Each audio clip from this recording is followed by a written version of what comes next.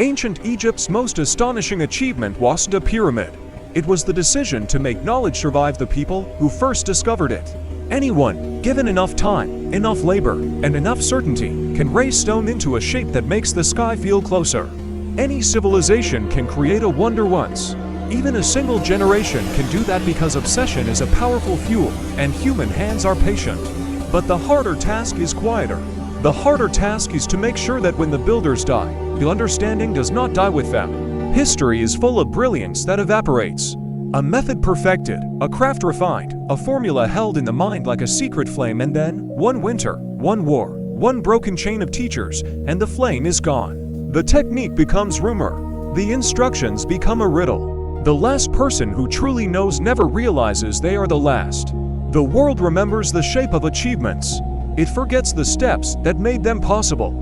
And that is why Egypt's longest miracle was not stone. It was continuity. 3,000 years of speaking to the future and being understood. 3,000 years of measuring, recording, calibrating, and copying with an intensity that feels almost inhuman unless you accept the possibility that the Egyptians were not merely building monuments. They were building a defense against forgetting, because they understood something most civilizations learn too late. Knowledge does not vanish in fire. It vanishes in silence. Not when libraries burn, but when the questions stop being asked. Not when texts disappear, but when a new generation can no longer recognize what a text is trying to answer. The deepest collapse is not destruction, it is incomprehension. So tonight, as you settle into darkness, imagine that you are not entering Egypt through the noise of markets or the heat of the midday sun. Imagine you are entering through the quieter doorway, the archive, a cool chamber deep inside a temple complex. Thick stone walls, air that smells faintly of dust, ink, resin, and time. And somewhere inside that chamber, a figure sits with a palette and a stylus, not judging, not commanding, not pleading, just watching, just recording.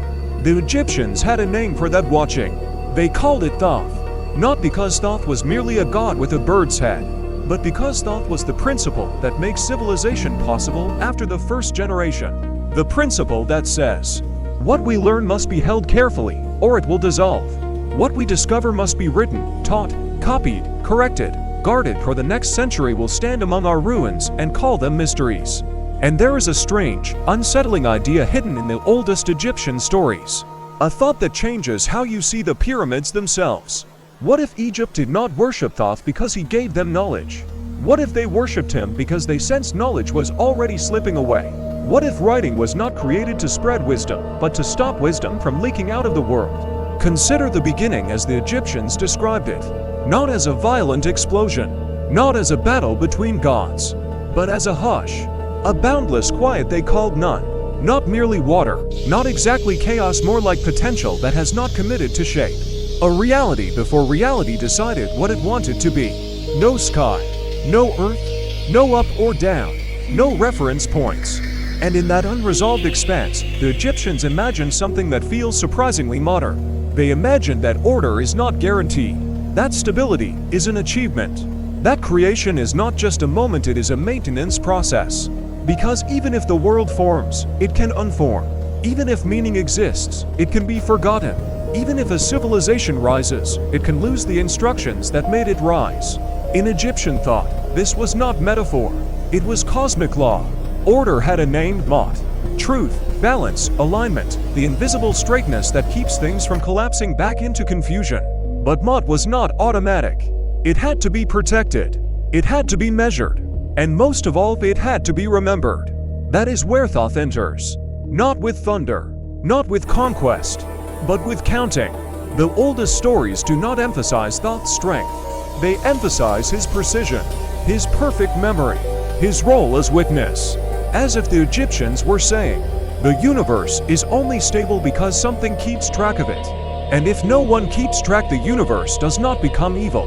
It simply becomes uncertain. The moon becomes Thoth's symbol for a reason. The sun dominates. The sun overwhelms. The sun insists.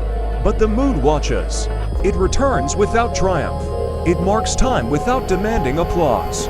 It shows you change in gentle increments.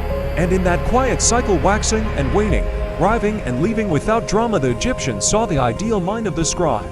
Patient, consistent, devoted to the long rhythm rather than the short excitement. This was their secret. Not a single technique, not a single invention, but a cultural obsession with continuity so intense it became sacred. Think of the Nile. Every year it rises. Every year it falls. The flood is both gift and threat. Too little, and crops fail. Too much, and homes vanish. So Egypt learned to watch water with the seriousness other civilizations reserve for war. They carved millimeters. They marked stone. They recorded measurements. They correlated water levels with the rising of stars. They made patterns legible. And when the patterns became legible, the future became less terrifying. This is where mythology and practical life fused. The priest measuring the flood was not just doing administration. He was maintaining Ma'at. He was participating in the cosmic duty of keeping order real. Now imagine how this mindset changes everything. A civilization that believes measurement is sacred will not treat knowledge casually. It will not leave instruction to chance. It will not rely on memory alone, because memory dies. But a carefully preserved record can outlive dynasties. And Egypt did not merely write. Egypt trained people to become living instruments of preservation. Scribal training lasted years, decades. Students copied the same texts again and again, not because copying is efficient, but because copying is devotion. To write was to rehearse continuity. To reproduce a line correctly was to keep reality from drifting. And this was not poetry. It was policy. Temple archives were organized, protected, restricted, not because knowledge was shameful, but because the Egyptians believed knowledge had weight. A technique could heal. The same technique, slightly altered, could harm. A prediction could calm. The same prediction, revealed at the wrong time, could destabilize authority. So Egypt developed something that sounds like a modern paradox. They preserved information obsessively and controlled its distribution carefully. This is the first unsettling pivot in the story. The first midpoint detail that reframes everything. Egypt did not believe knowledge was automatically good. They believed knowledge was power. And power without restraint creates an imbalance. So they created houses of life, institutions within temple complexes where texts were copied, stored, and guarded. These were not public libraries. These were continuity engines. And within those engines, the scribe was not just a worker. He was a cosmic role, a person whose job was to keep the thread unbroken. Because Egypt feared something more than invasion. They feared discontinuity. They feared becoming the kind of civilization that leaves behind ruins no one can interpret. Now, look again at the pyramids through this lens.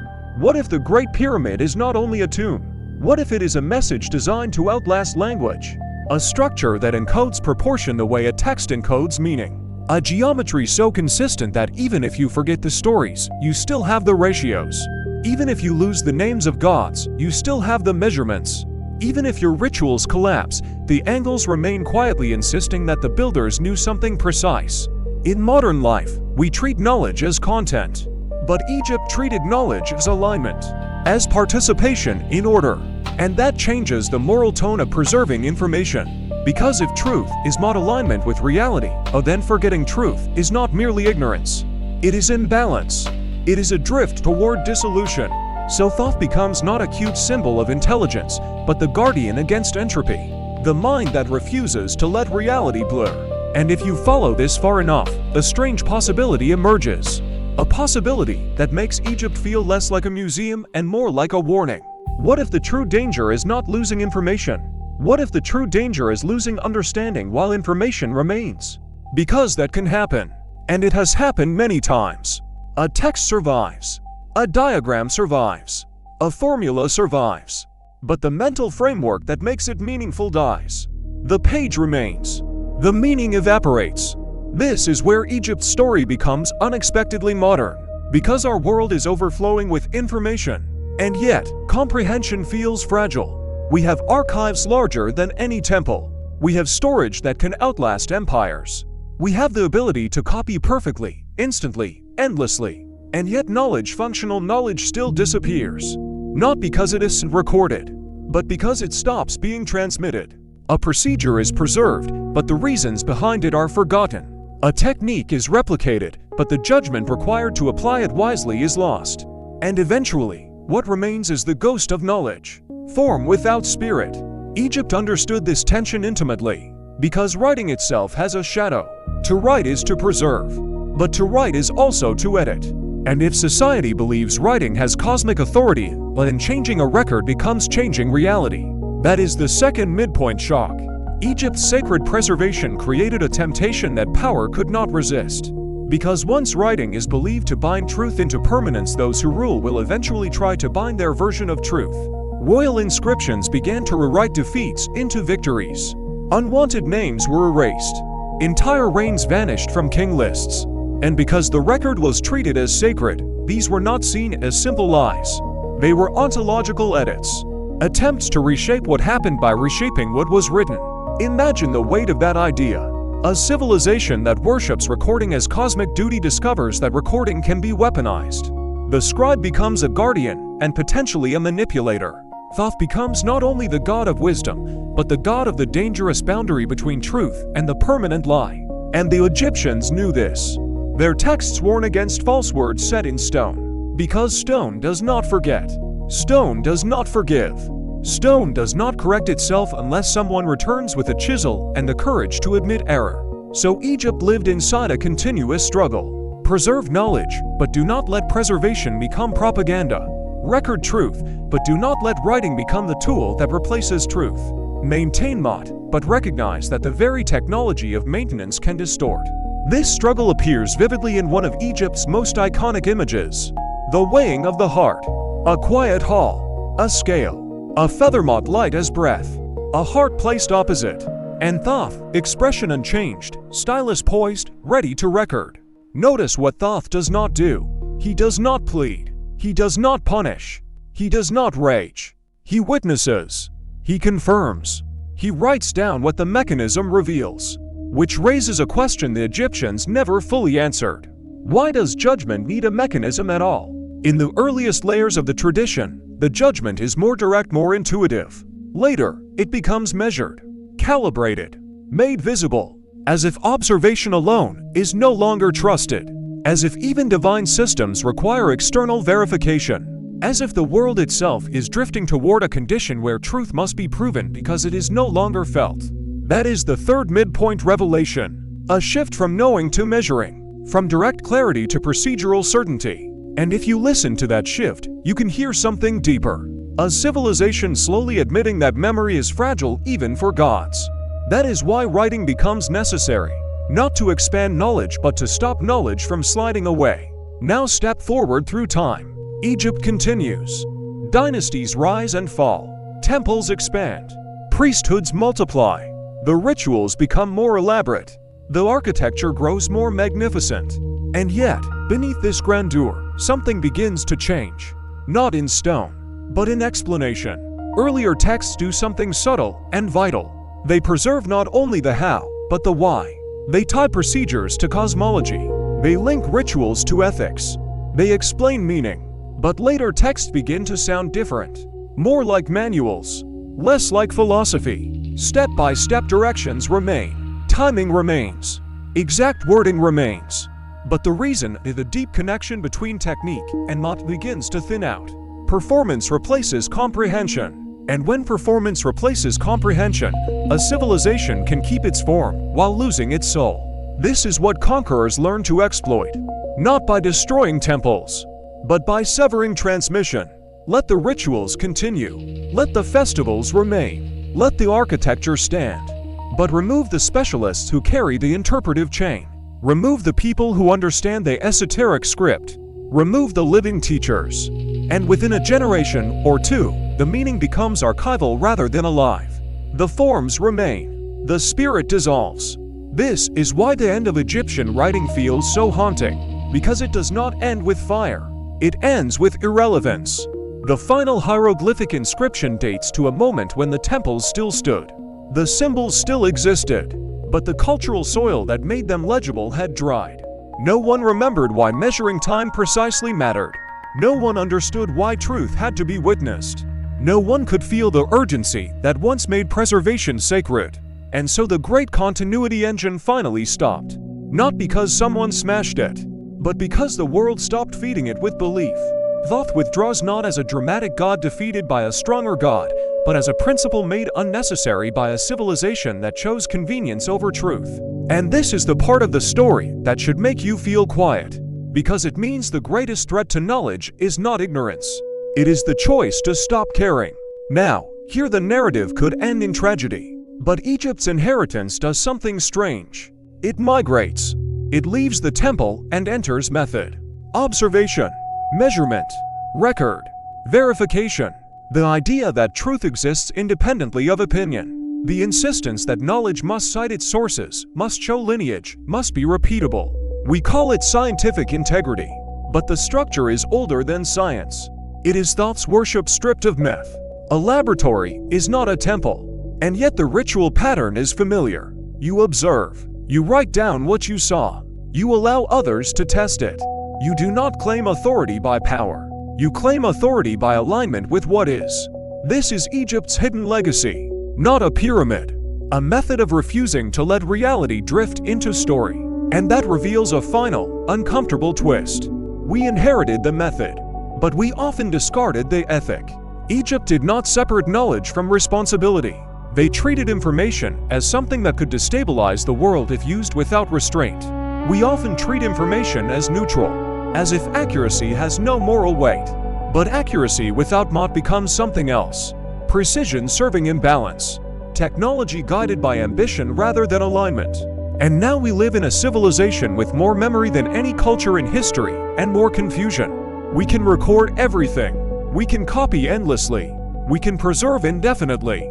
And yet we drown in misinformation, in distortion, in narratives designed not to align with reality, but to capture attention. We have solved the technical problem of memory.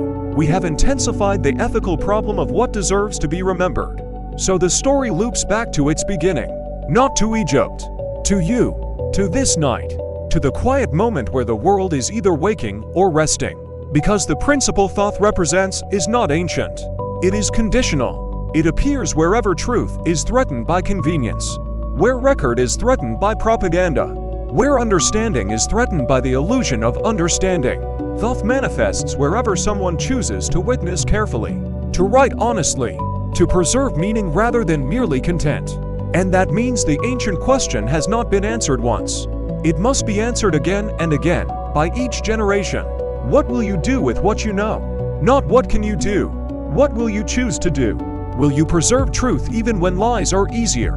Will you maintain the chain of understanding, not just the storage of information? Will you teach, explain, transmit so the next mind does not start from ruins? Because a civilization can leave behind wonders. But if it leaves behind only wonders, it leaves behind puzzles. And if it leaves behind only puzzles, then it has failed at the deeper task. The deeper task is continuity. So tonight, imagine a single principle carved into stone not as decoration, but as a warning strong enough to outlast language. Not a slogan, a law. A quiet sentence meant to survive the collapse of every institution that once protected it. A sentence that says, preservation is not enough. Understanding must be kept alive. And if you let your mind drift gently now, as the night deepens and the air grows softer, you might picture Thoth not as a god with feathers and gold, but as a calm presence in the archive, a witness, a recorder, a reminder that what we measure, we can maintain. What we record with integrity, we can transmit. And what we choose to preserve honestly becomes an inheritance rather than a ruin. Let silence settle. Let the world slow. And in the quiet between your thoughts, consider what you would want your civilization to leave behind if it could leave only one thing. Not a monument, not a machine, not a song, a principle. A truth stable enough to survive time. And if you find one, hold it gently. Because the universe, like Egypt, is always balanced on the edge between coherence and dissolution. And the work of keeping it coherent has never truly ended. It only changes hands. And if you listen closely enough, you begin to realize that this work of preservation was never meant to be loud. It never depended on spectacle. It never required applause. It never needed to announce itself as important. It existed in the quiet discipline of attention, in the decision to notice what others overlook, in the refusal to let a pattern dissolve simply because it is inconvenient to maintain, in the patience to repeat a measurement, not because the result has changed, but because certainty must be renewed. The ancient Egyptians understood something most civilizations resist admitting. That collapse rarely arrives as disaster. It arrives as neglect, as a missed recalibration, as an uncorrected assumption, as a generation taught procedures but not reasons. And when the reasons disappear, the procedures slowly become meaningless gestures. This is why they feared forgetting more than invasion. An invading army can be defeated. A burning city can be rebuilt. But a broken chain of understanding cannot be repaired once its last living link is gone. Because knowledge does not live in stone. It lives in transmission. And transmission requires care. That is why Thoth was never portrayed as dramatic. No raised weapons. No triumphant poses. No moment of conquest. He is always shown mid-task. Stylus hovering. Eyes steady. Not acting upon the world, but ensuring the world remains intelligible. In this sense, Thoth was not a god of intelligence. He was a god of continuity. And continuity is the rarest achievement of all. Empires rise quickly. Technologies advance rapidly. Ideas spread explosively. But understanding moves slowly. It must be carried, generation by generation, across gaps of time where enthusiasm fades and certainty weakens. This was Egypt's obsession. Not innovation, preservation, not novelty, stability. They did not believe the universe would remain ordered on its own. They believed order required participation, and participation required memory, which is why writing was never neutral in Egypt. To inscribe was to bind, to record was to anchor, to copy was to keep reality from drifting. This belief shaped everything. Why scribes were trained longer than soldiers. Why archives were hidden deeper than treasure. Why dangerous symbols were broken or incomplete, as if representation itself carried force. They treated symbols as active agents, because in their worldview, meaning did not describe reality. It stabilized it. And here the story takes its most unsettling turn. Because once a civilization believes that recording truth makes it permanent, it also discovers that recording falsehood can make that permanent too. This is the moment when preservation becomes power. When memory becomes something rulers try to control. When writing stops being only a defense against forgetting and becomes a tool for reshaping what will be remembered. Egypt experienced this tension early. Royal inscriptions altered history. Names were erased.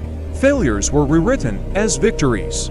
And because records were sacred, these edits were not perceived as simple lies. They were perceived as corrections to reality itself. This is why the scribal texts warn so intensely against false words set in stone. Because stone does not forgive. Stone does not evolve. Stone does not reconsider. Once carved, an error becomes destiny. So Egypt lived inside a contradiction. They needed writing to survive. But writing could also corrupt survival. They needed preservation. But preservation could freeze distortion forever. And at the center of this contradiction sat Thoth. Silent. Recording. Not intervening. Not correcting. Only witnessing.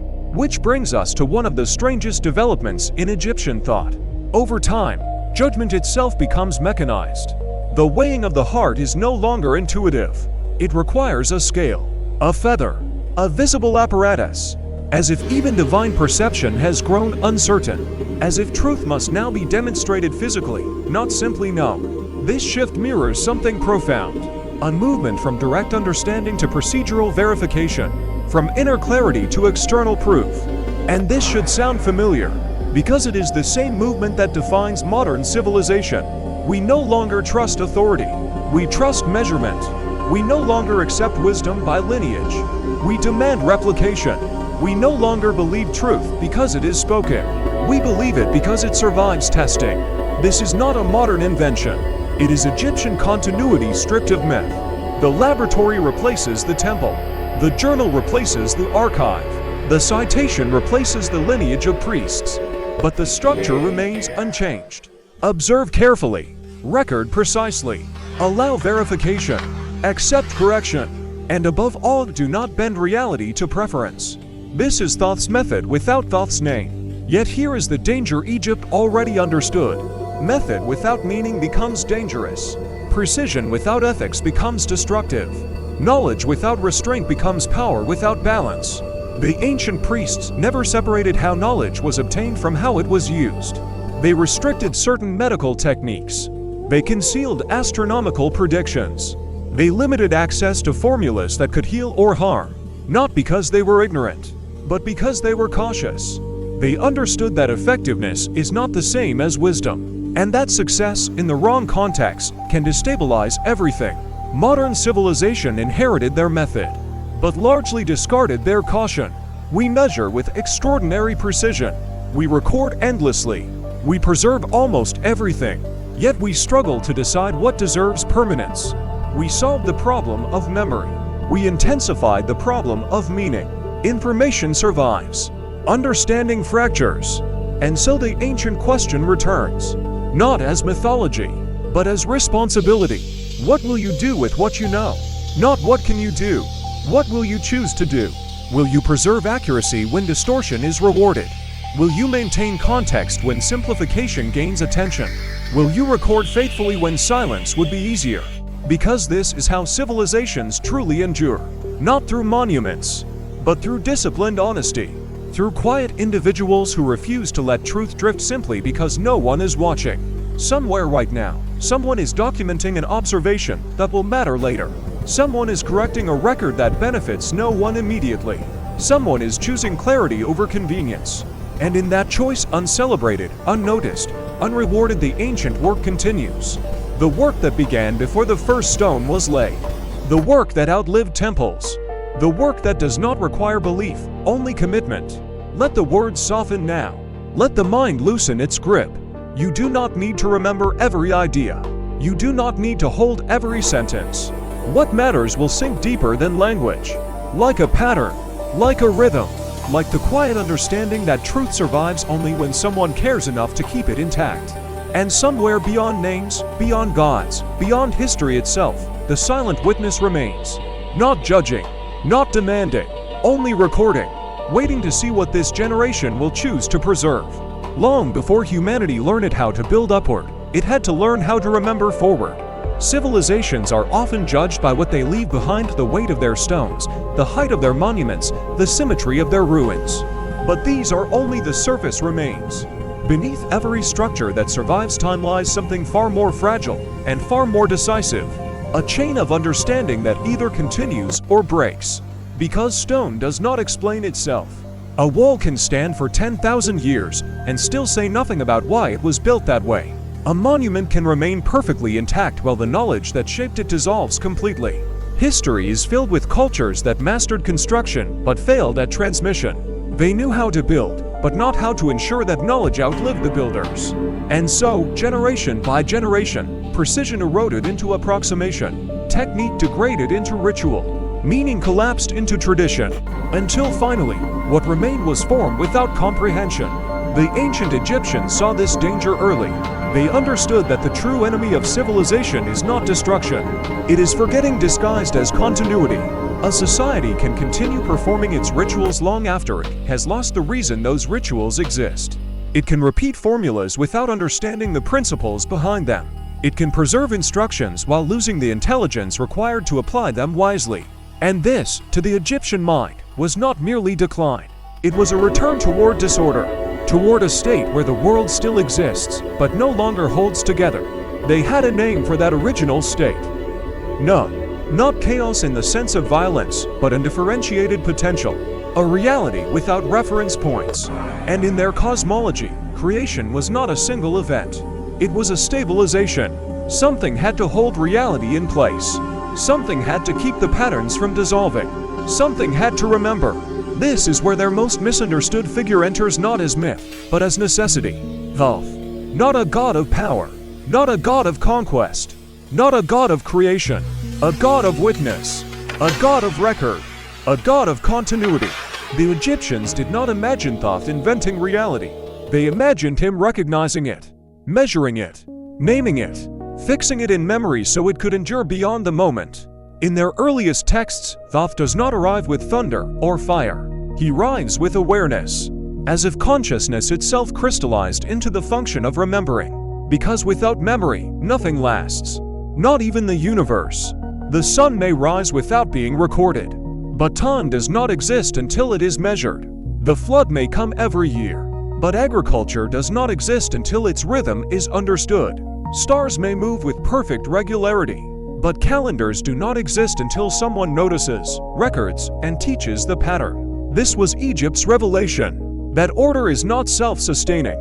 It must be maintained, and maintenance requires memory. This is why Egyptian civilization did something no other culture sustained for so long. It institutionalized careful remembrance, not innovation, preservation. They did not ask, what can we invent next?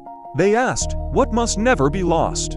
And that question shaped everything. Scribes were trained longer than warriors.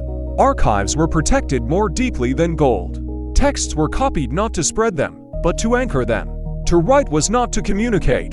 To write was to stabilize reality. Words carved into stone were not symbols. They were commitments. And commitments, once made permanent, could no longer be revised casually.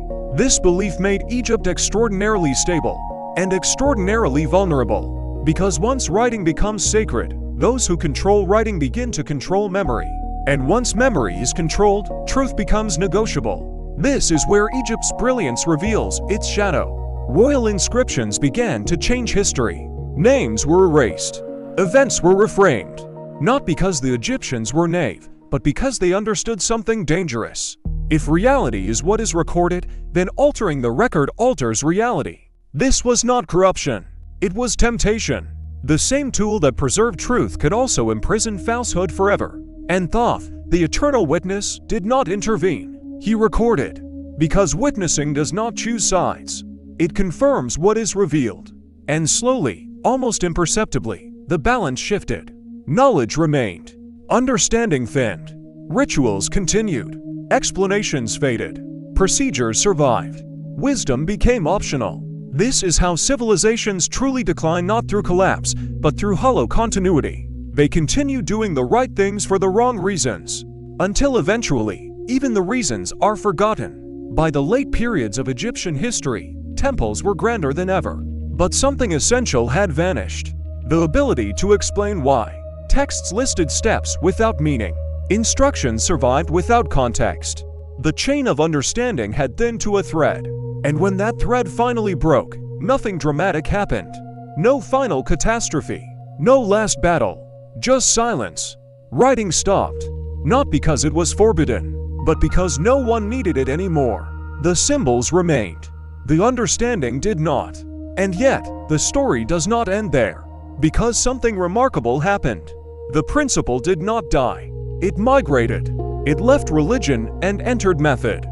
It left myth and entered discipline. It became the insistence that observation matters more than authority. That record matters more than opinion.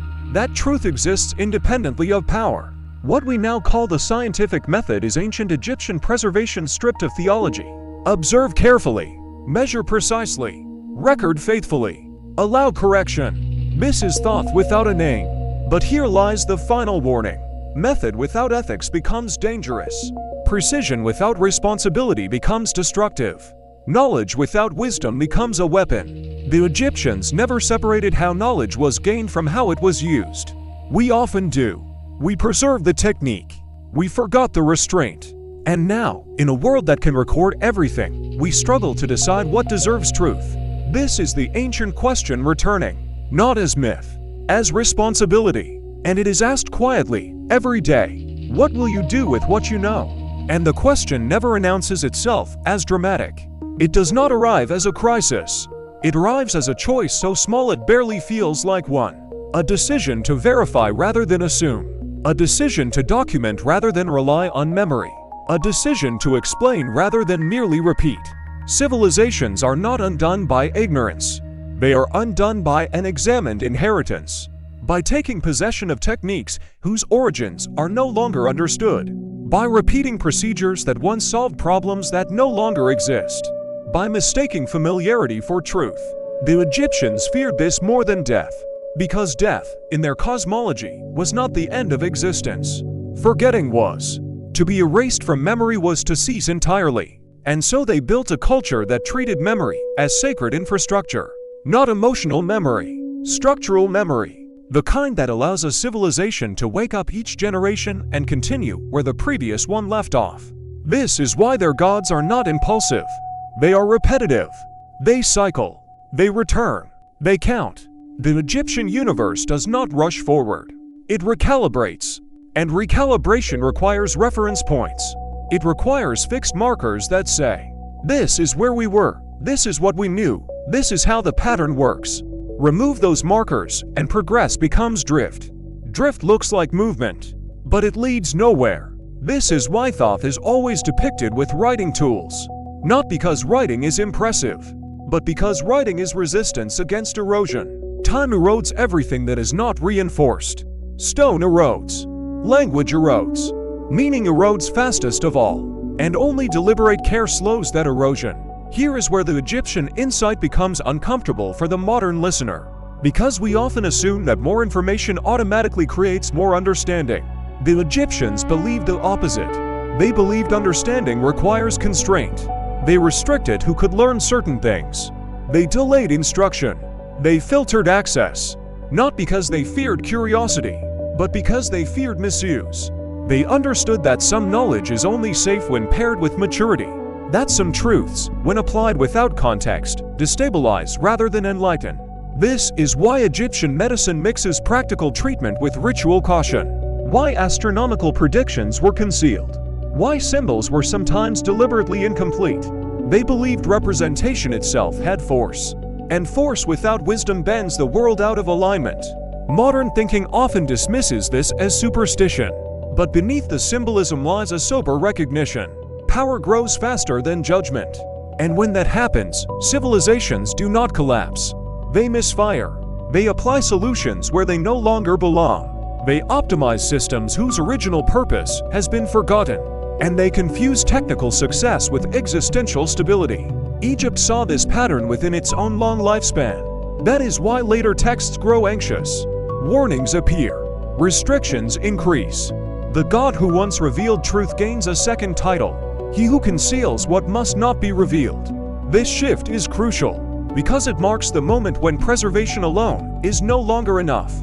When knowledge has spread so widely that protection becomes as important as transmission. This is the paradox every advanced civilization faces. To preserve everything is to risk misuse. To restrict everything is to risk stagnation. Egypt attempted to balance this through institutions, through priesthoods, through initiation, through layered access to understanding. But no system can survive the loss of its living interpreters. When the teachers disappear, archives become cemeteries. And this is exactly what happened. Not suddenly, not violently, gradually. The temples remained. The rituals continued. The texts survived. But fewer and fewer people understood how the pieces fit together. Until eventually, understanding existed only as commentary on older commentary. A copy of a copy of a copy. Accurate in form, empty in function. This is not unique to Egypt. It is a universal pattern, and it always follows the same sequence. First, meaning is lived. Then it is explained. Then it is summarized. Then it is repeated. Then it is performed. Then it is inherited. Then it is misunderstood. Then it is defended. Then it is fossilized. At no point does it feel like collapse. It feels like continuity, until suddenly, the continuity produces nothing new. At that moment, the civilization is already over. Its shell remains. Its engine does not.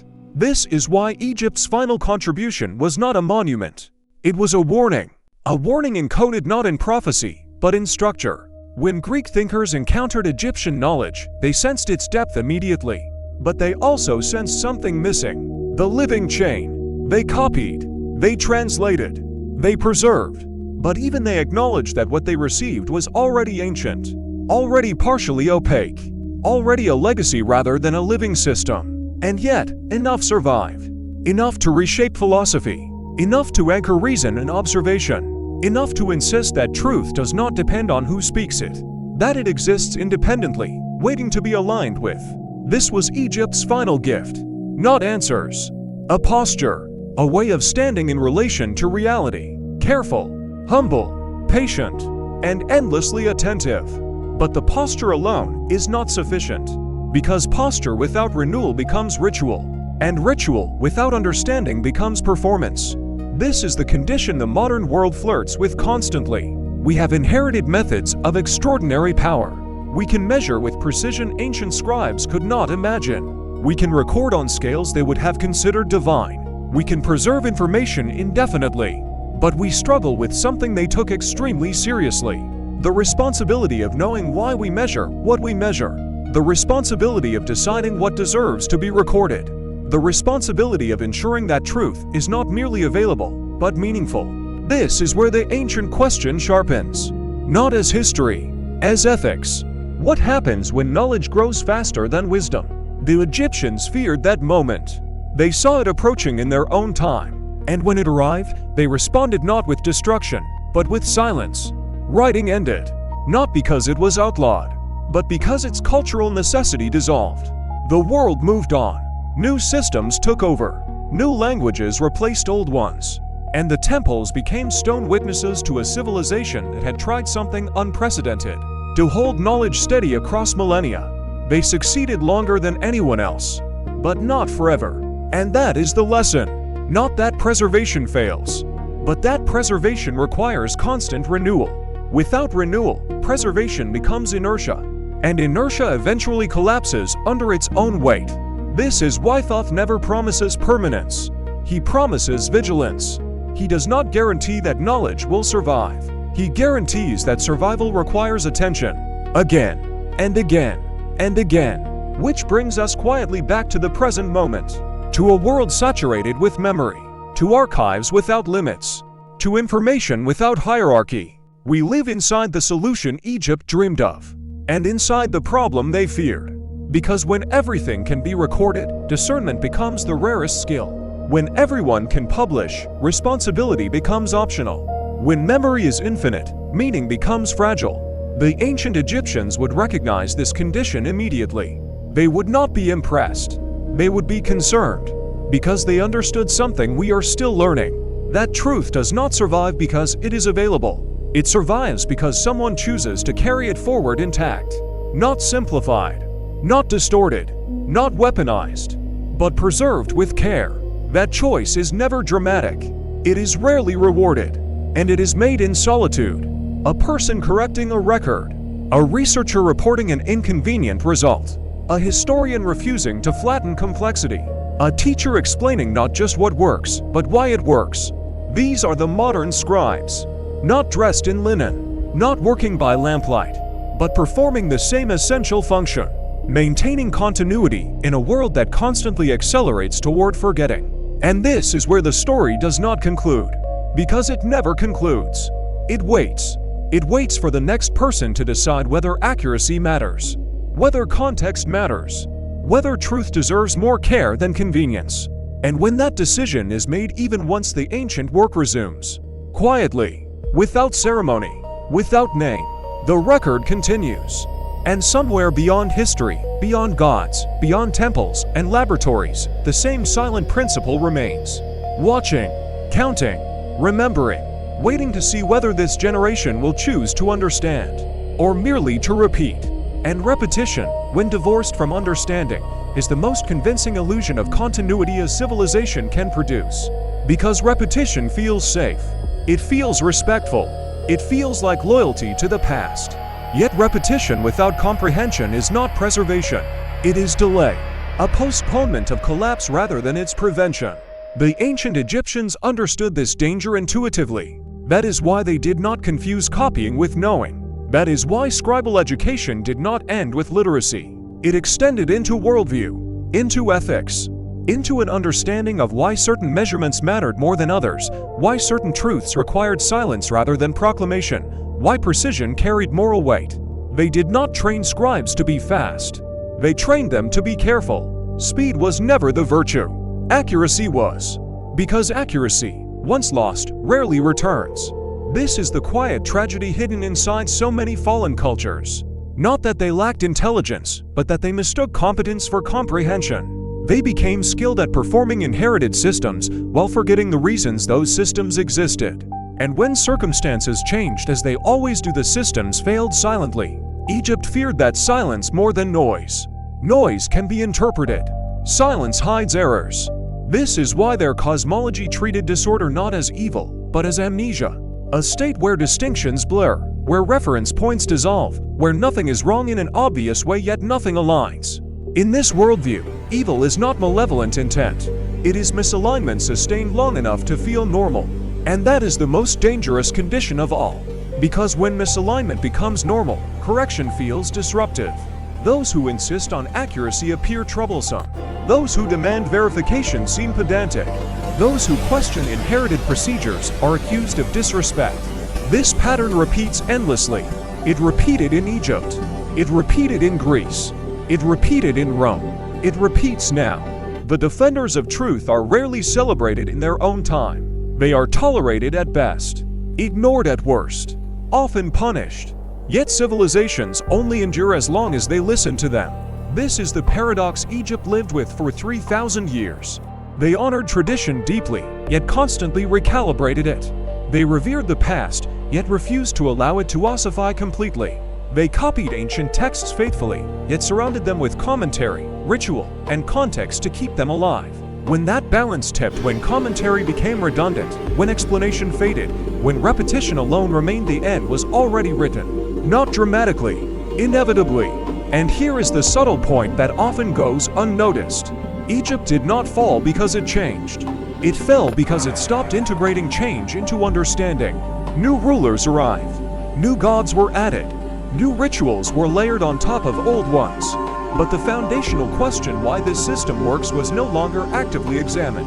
When a civilization stops interrogating its own foundations, it becomes brittle, strong on the surface, fragile underneath. This brittleness is invisible until stress arrives. And stress always arrives. Environmental shifts, political pressure, cultural contact, technological acceleration. At that moment, systems that once adapted gracefully begin to fracture. Not because they are wrong, but because no one remembers how to adjust them. This is what it means to lose wisdom while retaining knowledge.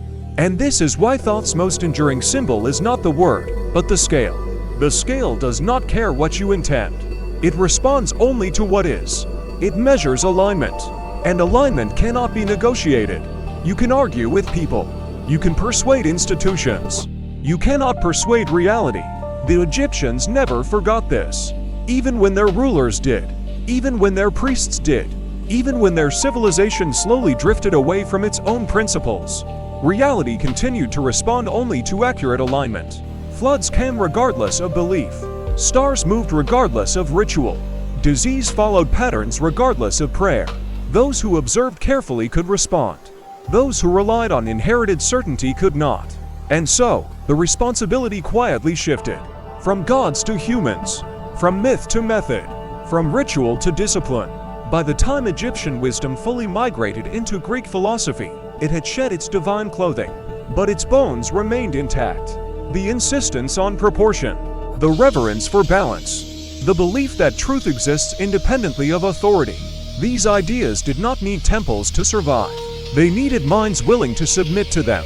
And submission, in this context, did not mean obedience. It meant humility.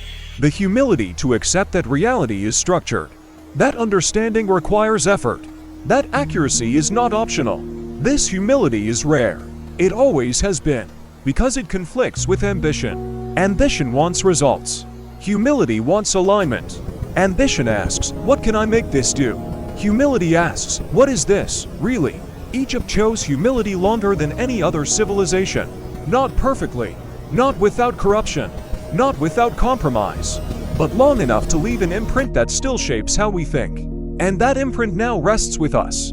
Not as inheritance. As responsibility. Because the conditions that threaten knowledge today are not new. They are amplified. Speed overwhelms reflection. Volume replaces discernment. Visibility substitutes for truth. We record endlessly, but we rarely pause to ask whether what we record deserves permanence. We preserve everything, but we struggle to maintain meaning. This is where the ancient warning becomes urgent again. Not shouted, whispered. That preservation without understanding is not safety. It is storage. And storage without stewardship becomes noise. The Egyptians would recognize our world instantly, not because of technology, but because of tension. The same struggle between truth and power. the same temptation to rewrite inconvenient facts, the same erosion of context, the same drift toward performance over comprehension. And they would tell us quietly that the solution has not changed. It is not more information. It is better attention. It is not louder voices. It is clearer alignment. It is not innovation alone. It is continuity with understanding. That work cannot be automated. It cannot be delegated entirely to institutions. It lives in individual choices, made daily, often invisibly. A choice to explain rather than oversimplify. A choice to document rather than exaggerate. A choice to correct rather than conceal. These choices do not feel heroic. They feel tedious. And that is why they matter. Because civilizations are not saved by moments of drama. They are sustained by habits of care. And care, by its nature, is quiet. So as this text continues to drift, as thought softens and attention loosens, let the final realization settle gently rather than sharply. That the ancient work never ended. It only changed form. And that every generation is tested not by what it creates, but by what it preserves accurately enough to be understood later. The question remains the same. It has always been the same. Will knowledge be treated as power, or as responsibility? The answer is never final. It is written slowly, line by line, decision by decision. And somewhere in that ongoing record, the witness still waits. Not to judge, not to intervene, only to see whether what is known will be held with care, or allowed, once again, to fade into silence. And silence, when it finally arrives, does not announce itself as loss. It arrives as comfort, as the relief of not having to think as deeply anymore, as the convenience of trusting what is already written without reopening the question, as the calm that comes from believing the work has been finished by someone else. This is the most dangerous moment in any long-lived system. The moment when maintenance is mistaken for permanence. The Egyptians understood that nothing meaningful remains stable on its own. Not rivers, not stars, not societies, not truth. Everything drifts unless something actively resists the drift. And resistance, in this sense, is not force. It is care. Care is slow. Care is repetitive. Care is often invisible. It does not look like progress. It looks like patience. This is why the deepest Egyptian rituals were not public spectacles. They were measurements taken in quiet chambers. Observations made night after night. Records copied by hands that knew no one would praise their accuracy. The scribe did not expect recognition. He expected continuity. Because continuity was the highest achievement imaginable. A civilization that can wake up tomorrow and still understand yesterday is stronger than one that conquers 1,000 lands. Egypt proved this. For centuries, invasions came and went. Rulers changed. Borders shifted. Yet the core structure held, because the internal logic of the world remained legible to those who knew how to read it. But legibility depends on education, not information transfer. Education. And education, as Egypt practiced it, was not about speed or efficiency.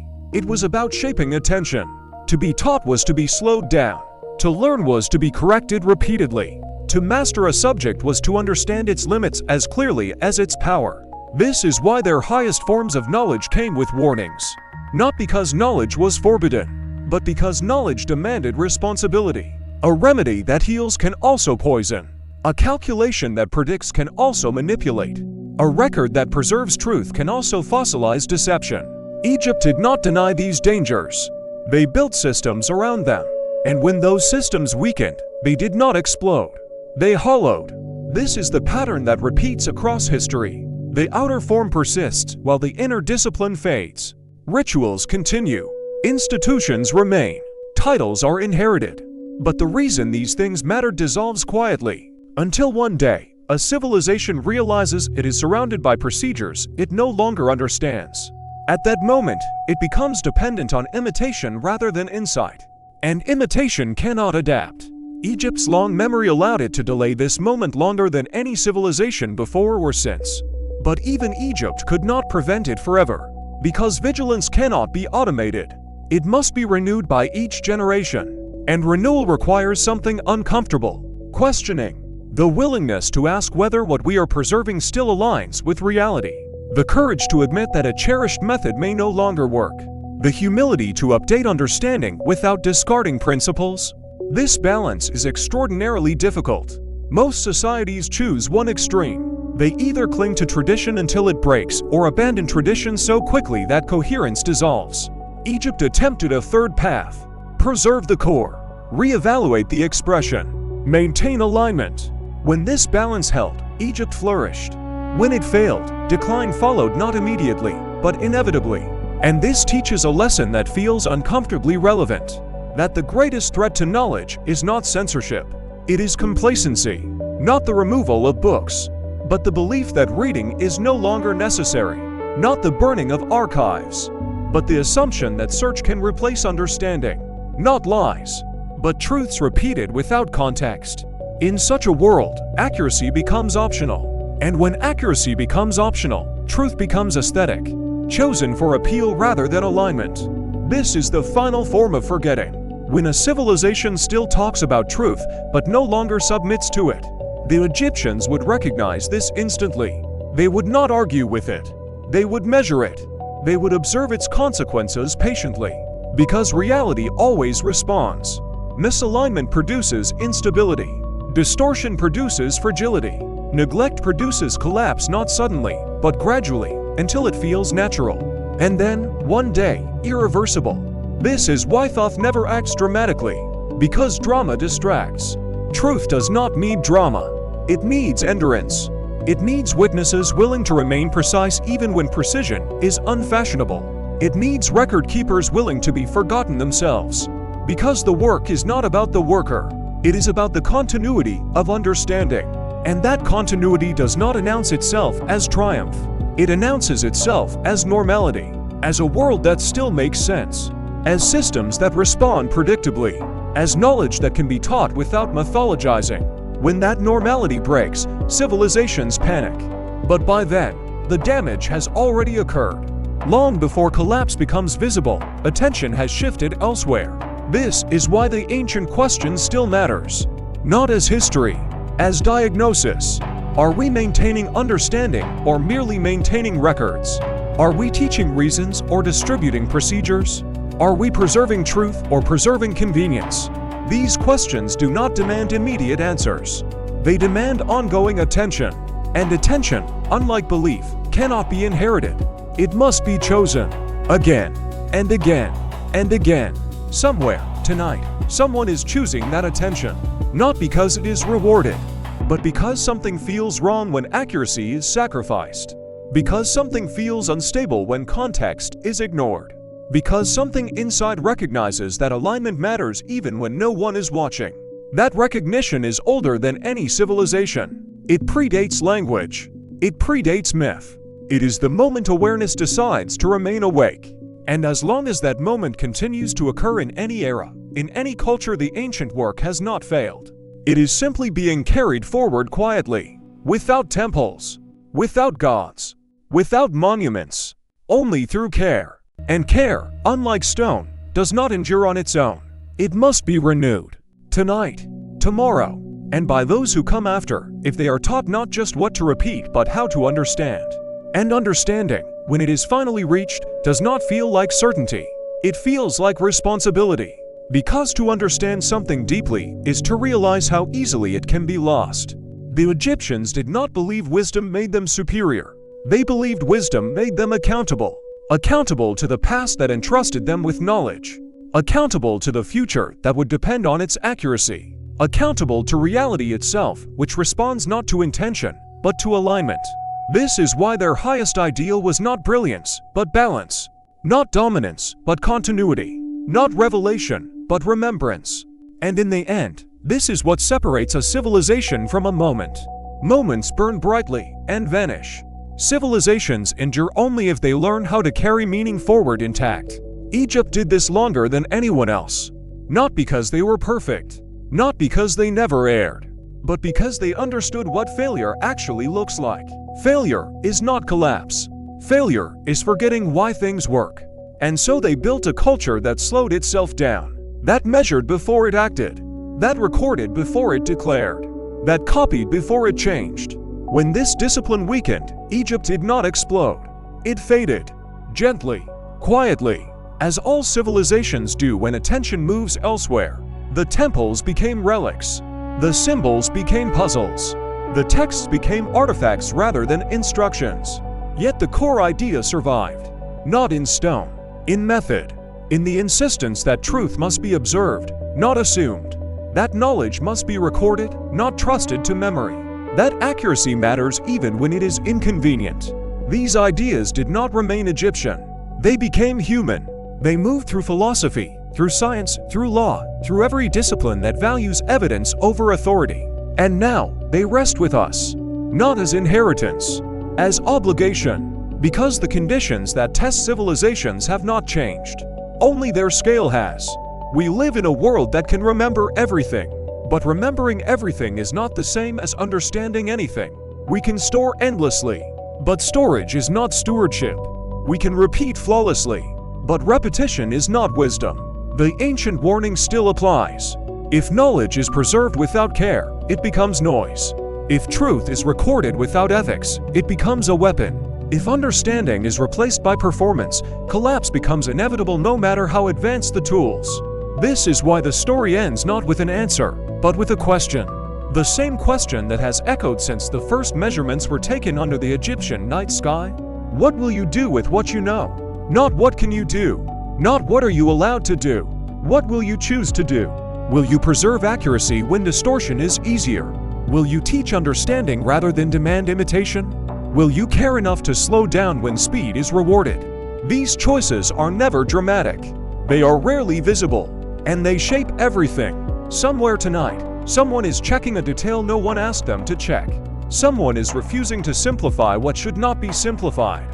Someone is preserving context that would be easier to discard. That person will not be remembered, but what they preserve might be. And that is enough. Because civilizations do not survive through monuments.